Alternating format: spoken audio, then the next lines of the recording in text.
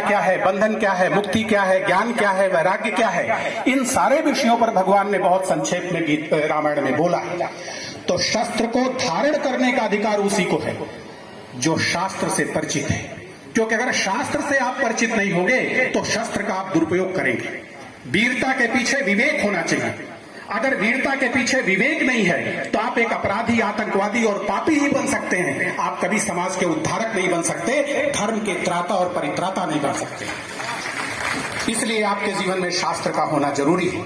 अर्जुन जब दिग्भ्रमित होता है, अर्जुन के जीवन में भी जब अवसाद आता है, तो भगवान ने कहा अर्जुन से, धिक्कारा उसे, फटकारा उसे, कुतस्त्वा कसमल विदम विषमे समुपस्थितम अनार्यजुष्टम असर्गम अकीर्तिकरम च अर्जुन क्लैब्यम मा स्मदमः पार्थ नैतत्त्वयि उपपद्यते क्षुद्रम हृदय दौर्बल्यम त्यक्तोत्तिष्ठ परम तपः।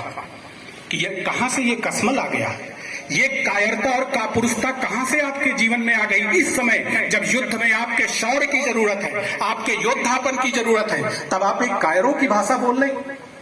ये क्लीवता आपको शोभा नहीं देती, ना तो जगत में इसका कोई सम्मान करेगा, ना इससे स्वर्ग मिलेगा, बल्कि आपकी अपकीर्ति होगी। और भगवान आगे कहते हैं अर्जुन से कि अर्जुन, क्या करना है क्या नहीं करना है, अगर इस विषय में आपको जानकारी चाहिए तो शास्त्र आपके लिए प्रमाण है। वो 2 श्लोक है। भगवान कहते हैं, यह शास्त्र विधि उत्सृज्य वर्तते कामकारता न स सिद्धिम वाप्नोति न सुखम न पराम गति। जो शास्त्र की विधि को छोड़ करके, शास्त्र की मर्यादाओं को छोड़ करके मनमाने ढंग से आचरण करता है, उसको कभी सफलता नहीं मिलती, कभी विजय नहीं मिलती, कभी सुख नहीं मिलता और कभी उन्नति, प्रगति, परम गति को प्राप्त नहीं कर सकता है। इसलिए ज्ञात्वा शास्त्र विधानोक्तम, शास्त्र में जो कहा गया विधान है उसको जान करके कर्म कर तुम इहारहसी, तुम कर्म करने के योग्य बनोगे।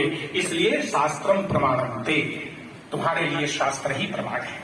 तो मेरा आप सभी भाइयों से ये विनम्र निवेदन है कि आप स्वयं को, अपने परिवार को और अपने बच्चों को शास्त्रों से जोड़ो। रामायण से जोड़ो, आप महाभारत से जोड़ो। युद्ध कैसे करना चाहिए, अगर इसकी पूरी रणनीति आपको सीखनी है तो आप महाभारत से सीखिए। कर्म कैसे करना चाहिए इस संघर्ष संकुल जीवन में, कर्म का विज्ञान सीखना है तो आप गीता से सीखिए। और जीवन कैसे जीना चाहिए, कर्तव्य के पथ पर कैसे चलना चाहिए, संबंधों का निर्वाह किस तरीके से करना चाहिए, अगर ये सीखना है तो आप रामचरितमानस से सीखो।